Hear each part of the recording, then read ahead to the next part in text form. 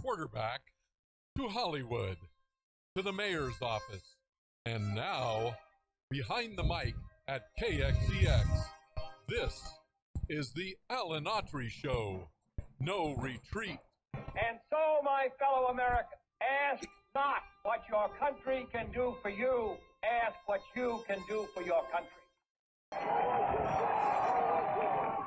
Mr. Gorbachev, tear down this wall. What the hell's going on out here?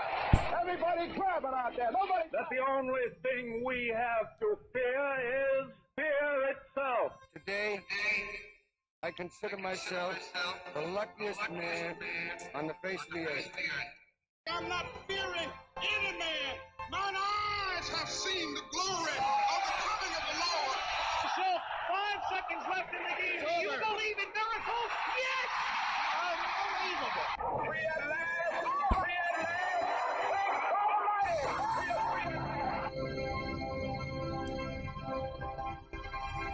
You're listening to the Alan Autry Show on the best talk in town. Talk Radio 1550 KXEX. Call Alan now, 559-899-1550. Hey, y'all. Welcome to Alan Autry No Retreat. So happy, honored, and humbled to have you with us today for this hour. It's here. It's finally come. It's Election Day 2022. The election that has been described, I think appropriately, Bullet Bob, our guest today, as the most important election of our lifetime. But first, the important thing, we're here at the radio, can't see it. Social media. We go back. We were just cutting up before the show. Going back singing old songs, 6th grade, right? 5th grade. Just a little. And then I look at just the kids, the kid in the heart. And look at that monitor. There we are. What the hell happened? What has happened? That's just two old farts sitting there. What folks don't know, there's a lot of miles on both of those bodies. But you look so much better than me. What have you been doing? I want to know what you've been eating and drinking. Well, I don't know. I had a quadruple bypass about 14 years ago, so that's not good. Look at that single shot. Now look at me. I mean, I tell you, they're cutting me out of that Tulsa King thing on that scene. I'm telling everybody I'm going to make it. The new season are going to pick me up as soon as they get the dailies together. So, I mean, Stallone's 76, and he looks like my younger brother. I'm like, but anyway. Hey, by the way. It's an important day, and who do we start off talking about? Me, of course. But, by the way, I just wanted to, what is BTW, as they say online, on Twitter. What is that water stuff falling from the sky? That is liquid gold. Yeah. If you live in the San Joaquin Valley, folks, what the rain. Pearl. If you hear the term Pearl, Bullet Bob, several names. That is Bob Leoni, lifelong friend. I can't remember a time when he first came up to me in 5th grade and said, "Hey, want to play kickball?" Proceeded to kick one right into my face. But yes, what he was talking about, Pearl. Here in the San Joaquin Valley, boy, we need rain. Why? Because we feed y'all. Y'all listening all around the country, we're the hands that feed the world here. About 2/3 of the country's vegetables come from the central San Joaquin Valley. Richest soil in the country, right? Yep. No offense to, Middle America. It's fertile. It's fertile ground, and they're trying like heck with these crazy far-left woke policies to just kill this region and turn it into a wildlife refuge.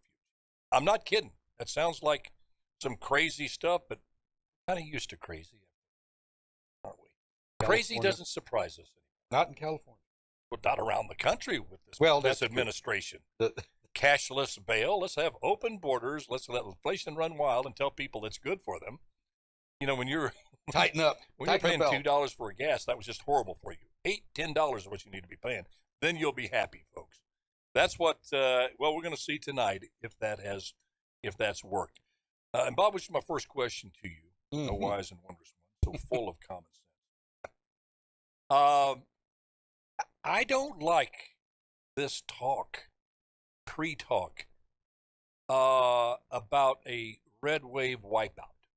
I hope it happens for the good of the country, and I'm an independent. I just think the Republicans, and I think too, deep in your heart, even the Democrats that are listening, and wokesters out there to listen and like to get triggered by listening to my show, even we need to make the change. Yet the polls are so tight. and it could go either way. Yet you turn on the TV, you listen to the politicians and the Republicans and the talking heads on Fox and Newsmax already taking victory laps. Is that smart? Bad idea. Smart? We talked about this last week or so. Cautious optimism is the best way to fly, and I think you're right. I listened to some folks this morning on Fox, and they're already the ballots are counted, and we've won this state and that state and this many Senate seats. I just think that's a little bit obviously premature. But I think we have to have some real cautious optimism. Well, Bob, in these battleground states, the biggest gap between the Republicans who are leading pretty much every one of those battleground states is no more than 2 points. Yes, I've got some numbers right here. Yeah, shoot them out. In Nevada, we're talking about the Nevada Senate race. It's Laxalt's in that one, right? Laxalt and big political name there. Cortez, yes, Cortez Mastro, 2 points. 2 points different. Laxalt's leading. Georgia, Walker. And that's well into what they call the margin of error. 2 plus either side, and some polls. Now, I thought it was 4 was inside. If you were within 4, it's within a margin of error. Am I wrong on that? Could be. Could be. I mean, there's always a interpolation. Depends probably on the poll. Georgia, Walker, and Warnock, it's a toss-up. Now, last time I saw that, it was like a .04. Yeah, it's 0.4 rather in Walker's favor. It's minuscule. I got here as a slight lead. In Pennsylvania, Oz and Fetterman, believe it or not, even. My personal opinion is if you're voting for Fetterman, and goodness vote for who you want to, that's why we have elections. But that's got to be a strict partisan vote. I can't imagine why you would vote for the guy who's not be able to fulfill his term. And how could you even call it partisan in traditional sense? It's not even really democratic position to let 1/3 of the prisoners out of prison. I mean, Abby Hoffman at his most left didn't propose that. Tom Hayden. I don't. Jane Fonda at her liberal zenith never said, "Hey, let's let out half the prisoners." I just don't.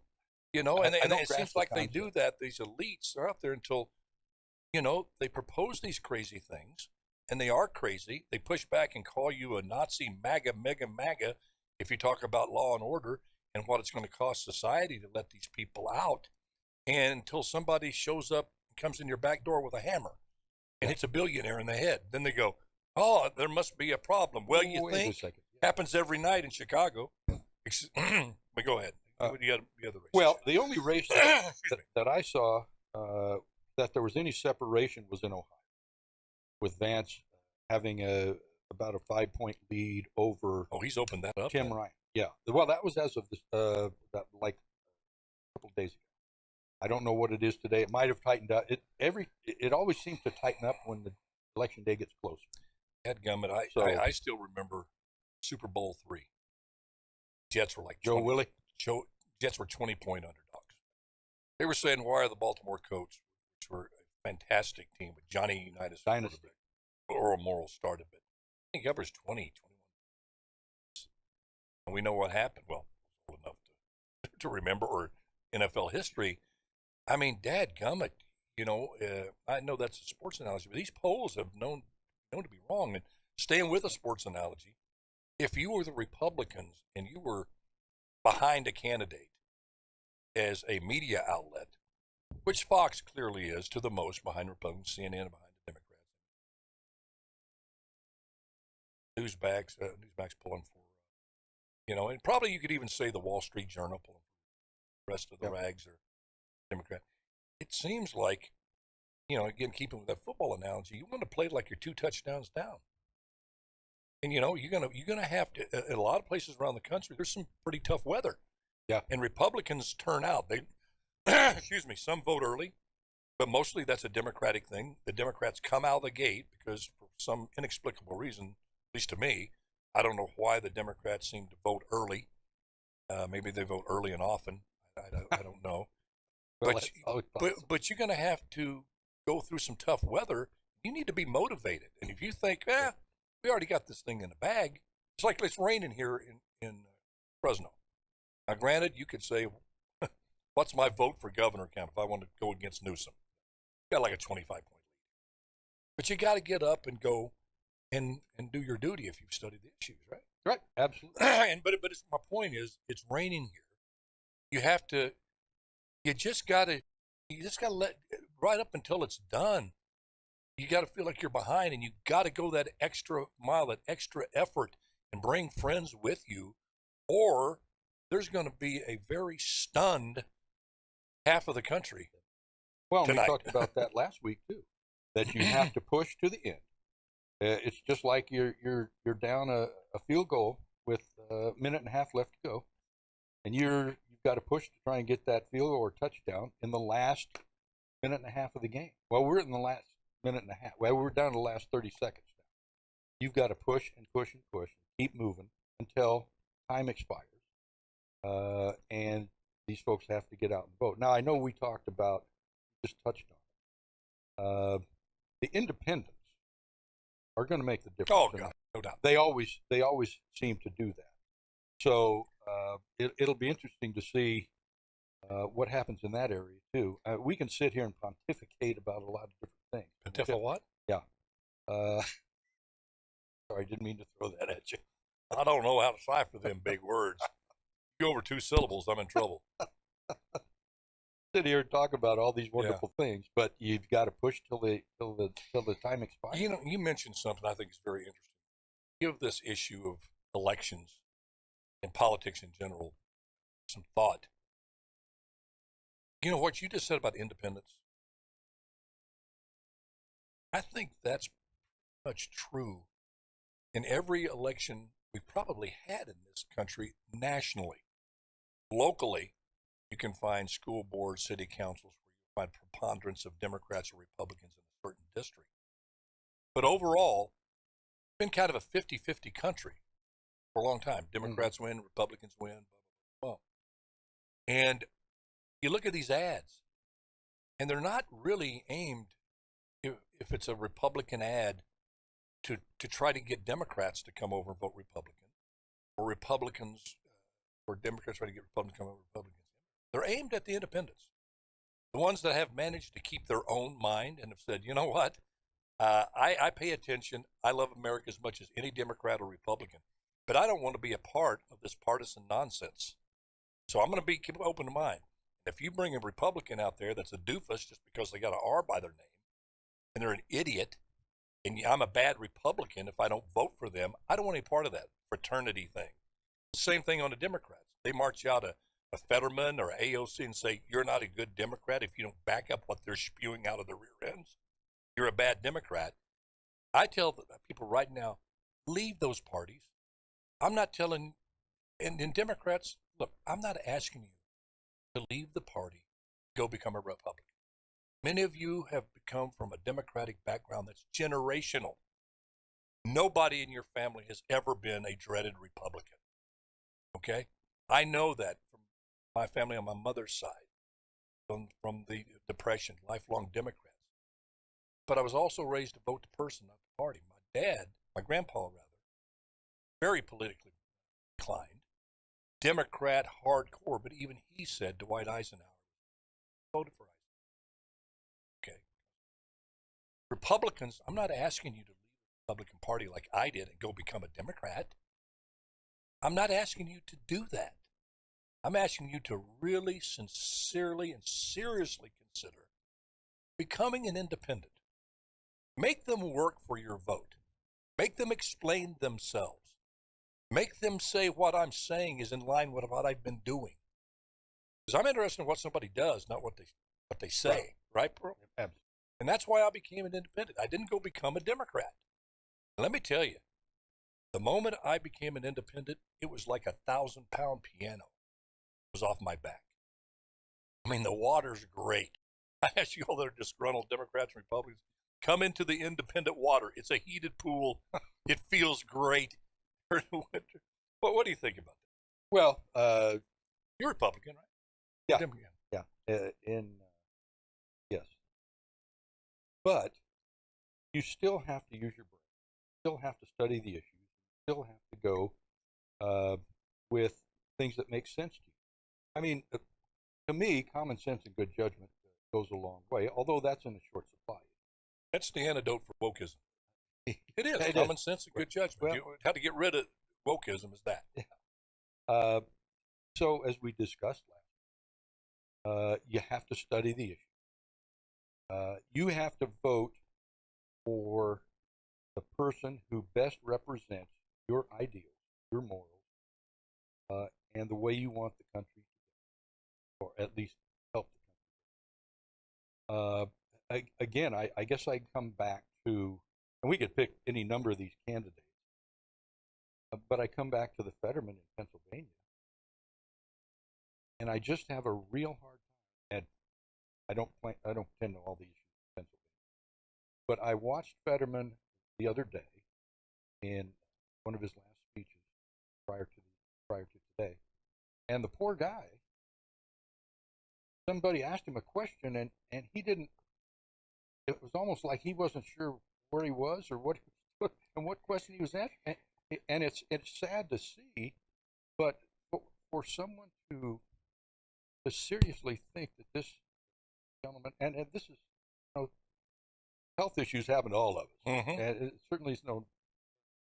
But my goodness, the poor guy couldn't even answer a question, and yet they're going to vote for this guy to be their representative, and not going to be able to make it through the first. Yeah, I hear How do you do that? Well, I hear you. I respect you. I know where you're coming from. But to be honest with you, that does not bother me. Really? Yeah, I wish him good health. I wish no poor health absolutely. on him. And I know you're the same heart for he and his family. In this case, as you say, people go through challenges in life. People have strokes. I've seen people back from strokes and do quite well. The deal is his policies, his ideology. When he can't answer, we still know with about 95% certainty what he's going to say. What's your position, or what he actually is going to do, based on his record and statements in the past. If he asks, what's your position on crime? I think a third of the prisoners should be let out. He's on the record as saying that. How about the immigration situation? He basically supports an open border. He said it in the past. You can go right down the line. Probably the most woke, I think, even the farthest left wokesters, he's too left for them. I mean, it really, when you look at the stuff he is proposing, it is so insane. It is so crazy. So it's not really his health about being able to finish out a term, because he'd have a staff that would implement it. They would take the meetings for him, that sort of thing. So it really doesn't surprise me. It's just that Dr. Oz. We're going to take a break in just a second, but and talk about the strategy Democrats and Republicans have taken. On the left, clearly, they put all their political election eggs into the threat to democracy basket. That's going to either take them to the promised land or get them killed today. And the Republicans have picked crime, inflation, open borders, school choice, energy independence, all that. See, I'd like to talk about those choices, these smart choices. But Oz, I think what could cause Oz the election is Botox. No, seriously. We're in a visual era. You're on TV and look at Oz, Botox, and I took Botox one time. I listened to my wife, and she had me do Botox. You're gonna blame her now? No, this is a true story. And I went in there. The doctor injected me with Botox in my forehead, and I'm out. I go to the gym. I don't see anything. I'm driving home, looking in the rearview mirror. Like just forehead. So I'm in there lifting, and I'm doing a bench press, and I go over after the bench press to pick up a couple of arm curls. And I pick up the weights. I start to, and I look in the mirror. And this eyebrow was way up here pointy. This other, I look, what the heck? I look at my right eyebrow. It's up pointed. And I look like freaking Satan. I'm not kidding you. I look like Satan. I looked at that. I immediately left the gym, went home, walked in the door. She said, "Hey, honey." I said, "Hey, honey, me, look at this. You're not married to Alan Autry anymore. You're married to Satan. This is what Botox." Well, you look at Oz. And Oz has those Satan eyebrows going, and he's anything but that. But people look at that and they go, "Something like what he's saying, his policies. Honey, look like Satan to you. Look at those eyebrows." I mean, it is crazy. And they go, "Well, Alan, that wouldn't make a difference." You know, people that listen in 60, you know where I'm going with this. If you listen to the debate on radio, Nixon won the debate. He sounded good. Yeah. By like 65%. But on TV, Kennedy smoked him because Nixon was sweating. And here was John. Dark shadows. Yeah. John Kennedy. Lighting wasn't the best. John Kennedy's over there looking like a Tom Selleck without a mustache and with a boss night and going, "Table for two," And he won the election, and people look at that televised debate as right. Well, we're going to take a quick break. When we come back. Oh my God! Look who's calling in. Did you see that? Is that our Guillermo? On the monitor? Is that our Guillermo? Hang up on him. Wrong number. Was that the Guillermo from Jimmy Kimmel? No, we're just kidding. We're going to get Guillermo. We'd love to have him. He's a busy man today. Oh, my Folks, word. thank you for turning in. We'll be right back. Not turning in. Don't turn in. Thanks for tuning in. We'll be right back with Alan Autry, No Retreat, Bullet Bob, and Guillermo Moreno. Join us by phone. Bye-bye now.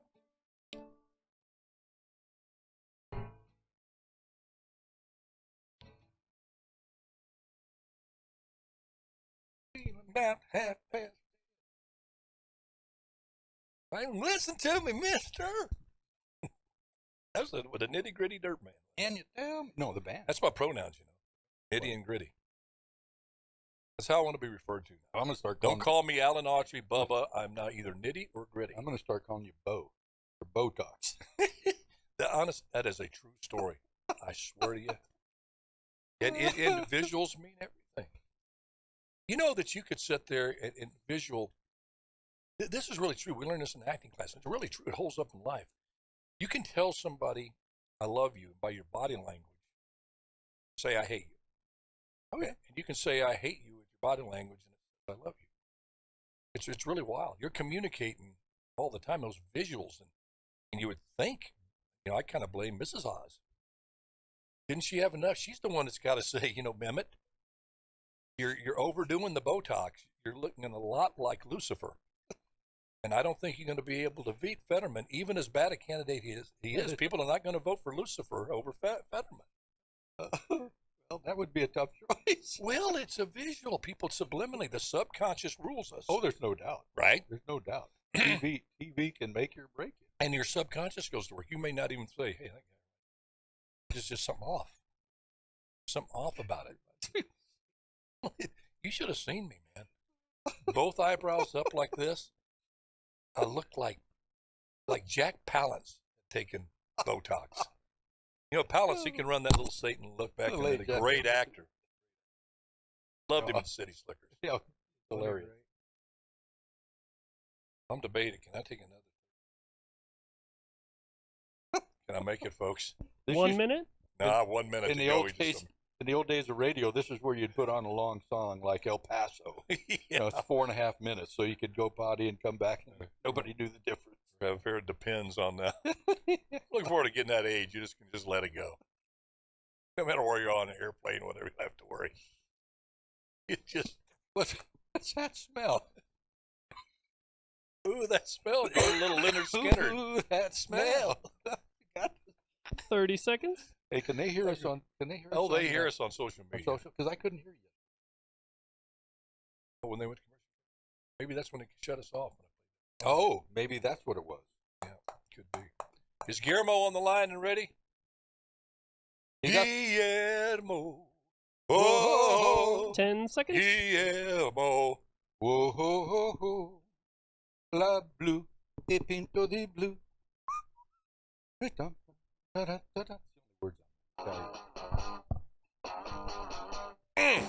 You're listening to the Alan Autry Show on the best talk in town. Talk Radio 1550 KXEX. Call Alan now, 559-899-1550. Going. Oh. generation. Got Jeremy going. You got the generational head yeah. bob. The youngsters and the boomers head bobbing with that one. Oh, yeah. Oh, yeah, as the late Randy Macho Man Savage would say. It's election day. Oh, yeah. Get out love it, and brother. vote. You got to love it, brother. We know we love our brother on the line right now, Guillermo Moreno, the Sorrento-lot. Are you there or are you just teasing us? I am right here. Can you hear me? We hear you now, brother. Can you hear me? Hear you now, but a little muffled. Talk some more. Just recite the alphabet.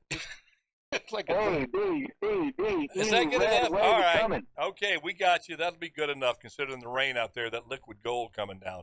All right, let me lead off with this because I teach. Okay, the day has come. We're here. Dadgummit, I'm excited. I'm leaving from right here to go, stand in the rain. I'm going to go vote, and just can't wait. And I hope that's the feeling around the country to change the course of this country. Dadgummit, never has there been a more important election than there is today. Let's talk about. Do you think that the strategy that the Democrats have employed, it's pretty much universal? The DNC sent down the commandments to the state and the local level. They're all singing the same tune, and that tune is called the Threat to Democracy tune, of which MAGA is the major threat, in particular Donald Trump. A vote for a Republican today is a vote for the orange man that cometh back again, and there's going to be riots in the Capitol, and they're coming out to get you, hang you, the minorities, women, this and that. But this whole amorphous statement, threat to democracy, number one, was it how effective, Guillermo, do you think it's been choosing that? And I guess the question should be, was it smart to choose that and put all your eggs in that threat democracy basket? And do you think it's going to be effective today? No, it was really a bad idea. It was a bad idea. And they actually tried to do this throughout the last 2 years with the January 6th committee. It is a failed attempt to try and muster up support. They failed in January 6th. They failed in the committee. They're failing on the campaign trail with this narrative. It's a big loss for them. And I don't know who up at the DNC is pulling the levers saying this is a good idea. Yeah, the American people don't care about groceries. The American people don't care about gas. The American people don't care about the rising costs, inflation. They care about threats. So they're going to fall flat on their face. I'm just curious to see who they're going to blame. Okay, let's just play along with this a little bit. Because on the show the other day, when I asked you and our other guest whether this was the most important election in our lifetime, and I've had a longer lifetime, I emphatically believe that it is. And I went through elections where the Vietnam War was on the ballot, whether to keep our boys and girls over there fighting. Robert and I lost some friends over there. The country was divided on that tremendously, but not in terms of jettisoning common sense and those common principles that we shared as safe streets, make sure that every community had policemen there, like get rid of police, that you had borders with immigration policy that allowed people in, but you knew who they were. You can go on and on and on. Those were not debatable. They were just accepted as basic axioms of American democracy. If the Democrats win, they retain the Senate. Even if they retain the Senate and they lose the House, what does that do to this country? What does that say about this country and the embracing of those policies of open border, defund the police, endless amounts of money to the Ukraine, getting rid of, forget being energy independent, getting rid of any kind of fossil fuel. Joe Biden said the other day, no drilling at all, and no school choice, continuing to teach racism to our kids. I think, and I want you to respond to this, I think they could not see, they meaning the Democrats in this woke movement, would have no choice than to see it as a mandate, because it probably would be. And what does that do to this country?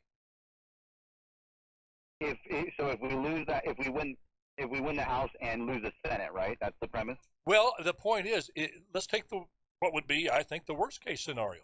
They retain the upsets we were talking about back in the third Super Bowl.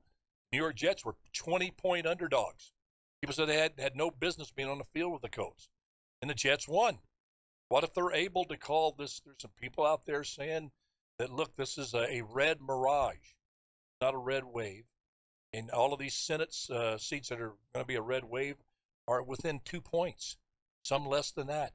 Some of these House races, there's very few blowouts that they can point to.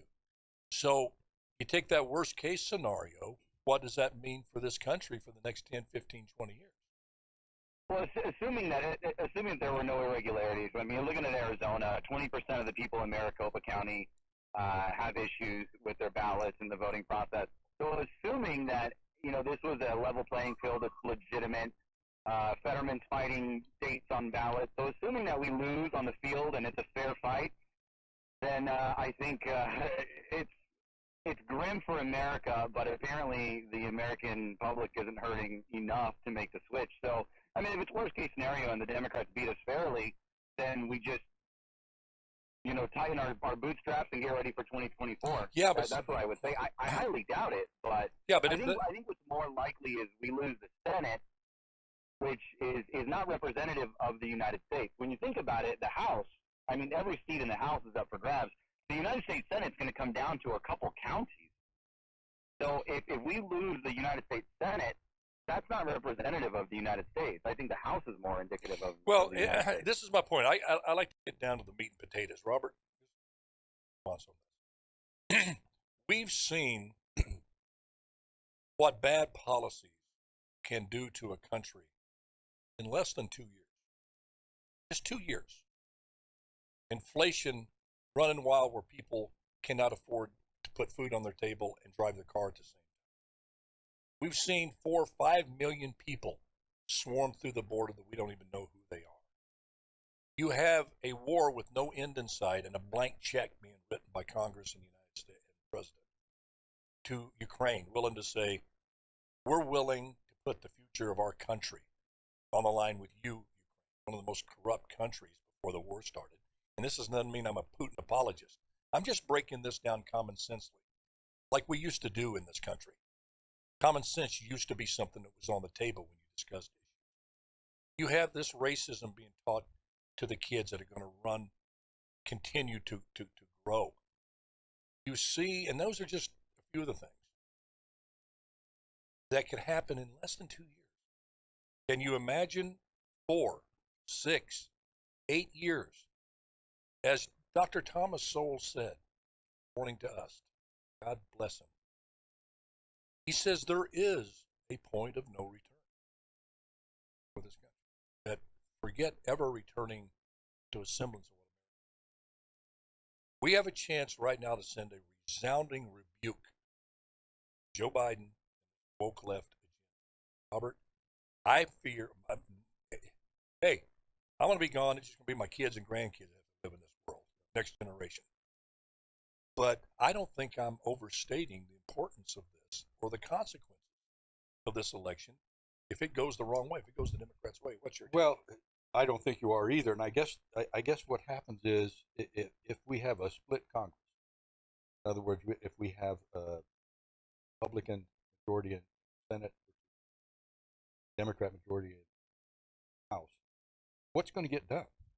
What can we get done? Is it going to be a stalemate for everything? Which may not be too bad. Is what I'm saying. Well, it could be better than be better than what's going on. Yeah, you can stop the bleeding. Yeah. You can just put a pause and break on it. I think unless you get the House and Senate, go ahead. You got some. Well, no, my biggest concern is if we get a split Congress, what are we going to be able to get done, if anything positive, in the next at least couple of years? And then you're looking at 24, which is going to be a real, and I don't care for this, watershed. I don't know. It's going to be a real issue. But if Thomas Sowell's exactly correct, if we get too far gone to one side, that could be it. This woke left administration knows how to do. Democrat, you centrist Democrats, shame on you. should have washed their hands of this woke movement a long time ago. All they know how to do well is spend, spend, spend. People understand we have a $31 trillion deficit and growing. Our money is becoming worthless. Have you looked at, I mean, that's what happened to the peso. You go in there and you grab about $3.25 at Starbucks. It's like a couple of thousand or more pesos. Inflation destroys great countries. It destroyed ancient Rome, the Roman Empire. You can go on down the line. And you cannot continue to pump phony money into this economy and expect to have only minor repercussions. As much pain as we're feeling now, we ain't seen nothing yet. And that's all they know how to do. It's a religion. That's what I believe they're talking about. They meaning from Barack Obama, who started all this, Biden, AOC, Omar, and all of you, Chuck Schumer, who knew better that went along with this. When you're talking about fundamentally changing the United States of America, that's what you're talking about. Tearing down institutions, including the power of our currency. Why? Because these people think the United States of America is responsible for all the ills in the world. It's a bad place.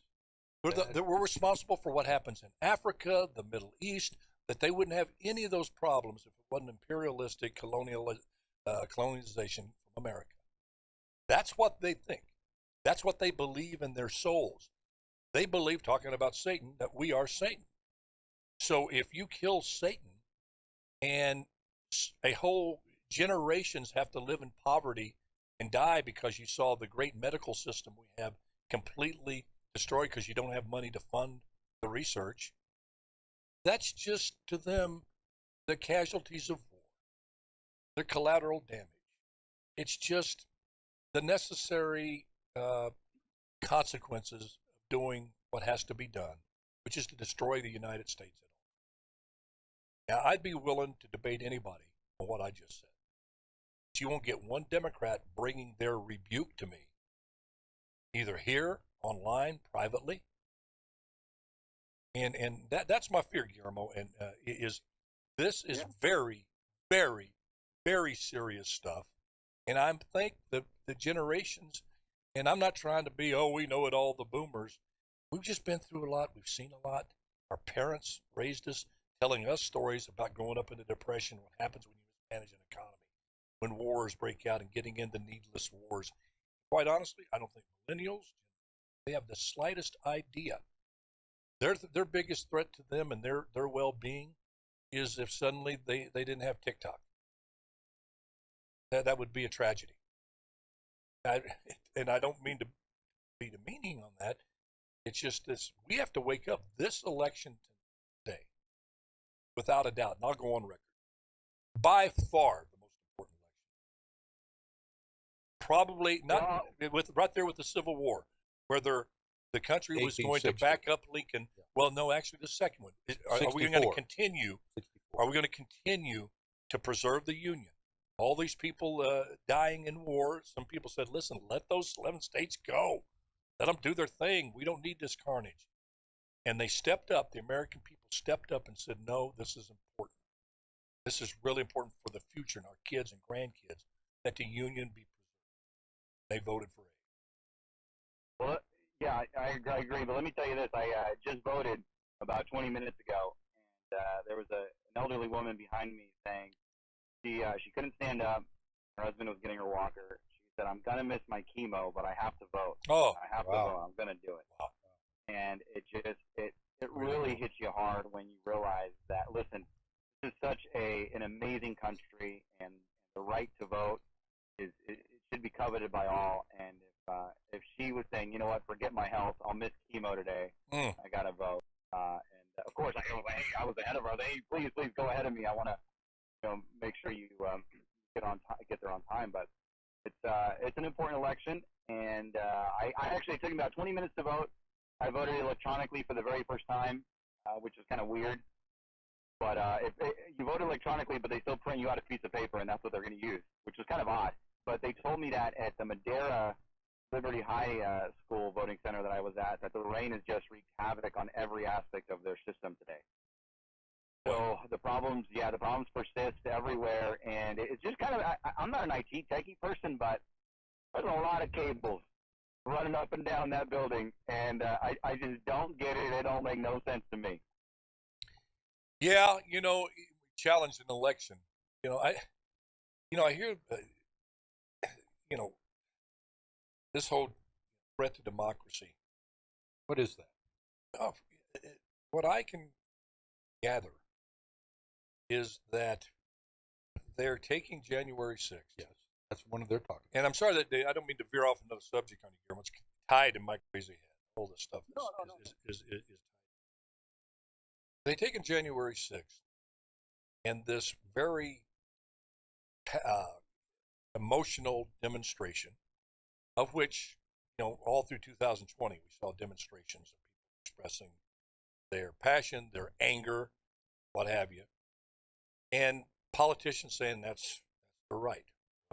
Folks got violent, 35 people killed, 1,400 arrests, 14,000 arrests, going on, destruction of police.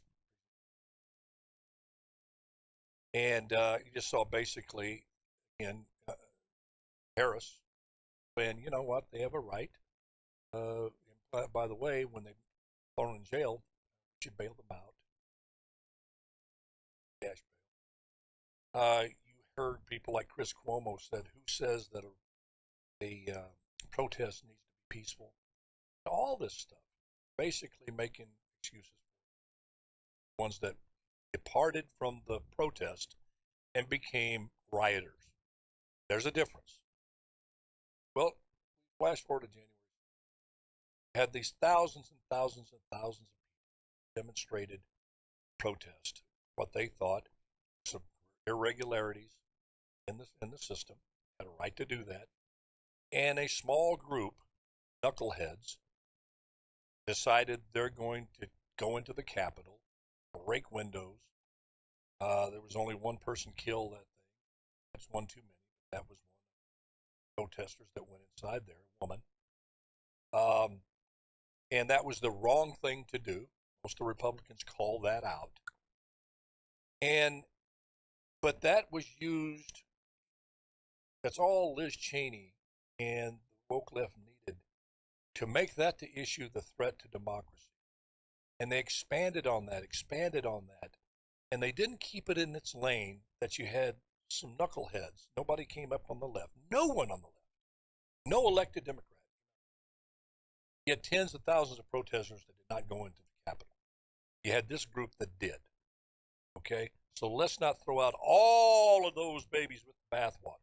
Never heard anybody say anything like that. So they took that and expanded upon it till you got to the point where it wasn't confined threat to democracy.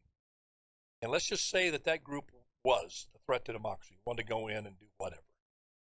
They didn't confine it to that group like they did the rioters in BL during 2020. That small group.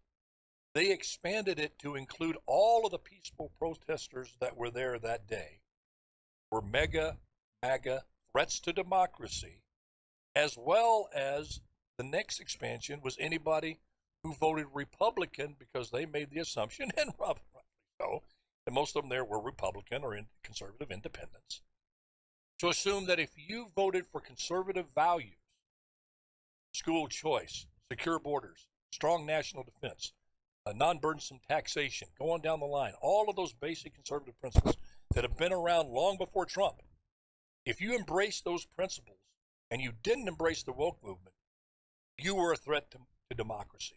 And we're going to spend that time that they organized that January 6th to orchestrate this movie. They hired a guy from Hollywood to try to convince independents, moderate Republicans, and staunch Republicans and independents that we are a threat to democracy. We are one of those that went into the Capitol, not one of those that peacefully protested outside. And then they expanded it to say, if you have any question about the election, you are not just an election denier, you are a threat to democracy. And I just think, hopefully, not Republicans and independents with common sense saw through that, but I hope enough others in the Democratic Party, because to win today, Guillermo, Robert, I think listeners, viewers, you're going to have to get the independents, and you're going to have to peel off some clear-thinking, common-sense Democrats. What's your thoughts? Give you the rest of the show, you guys. You got 9 minutes, all yours. Well, let me go first real quick here, Billy Bob. So here's the thing. I think the Republicans have been banking on, hey, listen, we're not Joe Biden. Joe Biden's horrible, vote for us. And I don't think that's enough, specifically to the independent voters. The independent voters are smart. You know, the smartest independent voter I know is sitting right next to you, Billy Bob, Alan Autry. So when I look at the independent vote, I'm like, man, they're all like Alan Autry. We're in trouble because the Republicans have to give solutions. And I think that's where we've fallen flat this election cycle, is that we haven't given enough solutions. So we kind of took a playbook out of the Democrats saying, well, don't vote for this guy because he's a horrible guy. So I really, really hope that we've made the pitch in some of those razor-thin races that we appeal to independents. Or look at Mike Maher and Jim Costa. That thing's going to be razor close. Have we done a good job in closing the gap to independents? Because, Alan, you're right. It is going to come down to the independent vote. It's going to come down to suburban white women. They're not cockroaches. They're fantastic women. Can I transition for this election? Let me out here. Can I become a suburban white woman just for this election? Go ahead. I'm sorry. I'm just stupid. Go ahead. Go ahead, Guillermo. Go ahead. No. Get me out of this one. But you know what I mean. That's yes, what I do. Down to. And Alan, you couldn't be more right on the nose. Well, I think taking this threat to democracy is obviously a last. They can't address and run on any of the current issues, obviously, because of the state of the country at the present time. So you have to grab at something. And this January 6th, the election voting deniers, all of these kinds of things, that's the real threat to them. I would beg to differ. I would beg to differ. I would say that the opposition is the real threat. That's why, going back to your point, it's so critical that we make some headway in Congress and in the Senate. And hopefully, as we said, let's push hard to the end and not think we have everything in the bag. We've seen too many of those things happen with George Bush the elder and people running around with the victory flag before the game's over, and that can get you into trouble. Let me ask you all this. It seemed like when the Supreme Court came down decision, Roe versus Wade, if the election were held 3 weeks after that, there would be maybe some difference in the polls. But they poll people, even Democrats, and it's not even in the top 4 because, it seems like old news. And Democrats have held that as a weapon for a long, long time, that if you elect a Republican, they're going to try to overturn Roe versus Wade. Well, that's gone now. They don't have that. And I think they wish they had that back. I don't think they ever wanted Roe versus Wade to be reversed, because then that's that tool they have to scare people. That Freddy Krueger issue for people is now gone and settled. And you're seeing Kansas voted, to keep it in the Constitution. The state's starting to move it, and they're going, you can still get abortion. How much, Guillermo, do you think that issue has affected this race? Do you think I think it's affected a lot in terms of it not being the issue not it being used to an be. issue. It used to be. Yeah. Guillermo still with us? Let's go to James. Guillermo must have dropped off. He had a time warp. The Twilight Zone. Let's go to James. He's been waiting for a while. James, are you there? Hey, James. Hey, James. Sorry to keep you waiting, buddy. A little bit earlier, you were talking about polls and citing the way President Kennedy and how good he looked on TV and how bad Richard Nixon looked. I just wanted to ask your opinion. Do you think that debates really matter in today's world? I think they mattered then, but I think they matter less now. What are your thoughts? Well, let me tell you, James. I'm glad you brought that up. Great We question. just have a That's a few great minutes. question. I think they matter more now than ever, and that's why politicians don't want to do them. I really do. If you can't defend, if you find your party like the Democrats have, trying to defend open borders, inflation, crime, and all of this, the last thing you want to be is face to face with someone, broadcast live so the people can see. Politicians have become so gutless and spineless, both of them. Instead of good, hard debate, sometimes heated debate, that's what this country was based upon. That's good, hard debate. You have to have that. But you know what happens? Now, somebody on the right, a Republican, they run over to Fox News and hurl. I use it as a boxing match. In one corner, CNN, in the other corner is Fox News. Politician runs over, Republican gets on Fox News, hurls all of these bombs, haymakers at the Democrats. The Democrats run over to CNN, MSNBC, throw all of these bombs over, but they never come out and meet in the ring. You never come out. We never see the fight because they're too gutless. They don't come out and go face to face. And so we can listen and watch and say, you know, I trust that guy. I don't trust that guy. It's a little like Satan. I like this guy. I like what they said. That guy made a good point. Never heard the issue addressed that way. And I think this country, the best thing it could do, Bullet Bob and Guillermo, if you're still on there, and James, boy, we have to insist on more face-to-face debates. That would certainly answer a lot of questions. You could really see what these people are all about. Yeah, look at the Fetterman Oz thing. Yeah. They have it after the early voting.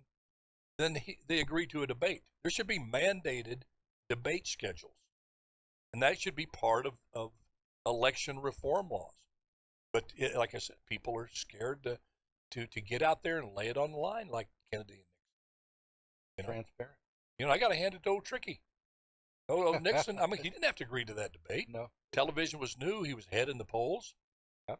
You know, but he went out there and sweating like a upper lip, sweating like Hunter Biden when the CIA knocks on his door. I mean, it's anyway. That's a great question. I think it's dead now. Good, hard, wholesome debate. It needs to be revived. I think we'd be a better democracy. See, those kind of things, I think, are, Bobby, more of a threat to democracy than somebody saying, I got questions about an election. Yeah. A threat to democracy, you don't see people rioting in the street, burning down things after that. No. And what happened was Trump did everything he could within the law to go find me some votes. I'm not making excuses. I always say that. These people are finding votes. What he said was there's ballot boxes in conservative areas that haven't been found, that haven't been turned in. Scour all those conservative areas in Georgia and see if there's some ballot boxes that got misplaced, like they say they have over the Democrats. But they're trying to say he told them to manufacture votes. Go out and print some fake votes, Secretary of State. Come on. It was your perfect phone call. Your perfect phone call. The only one better is the phone call to Zelensky. That was the ultimate perfect. Folks, God bless you. Tune in today. Starts at I think 4 o'clock. Wall-to-wall coverage on the election. And if you haven't voted now, go out and vote. We love you, Rapid Robert. Appreciate you, Guillermo, James. Thanks for calling in. Hoss. God bless you. Just do your best and let God do the rest. See you tomorrow. Bye bye now.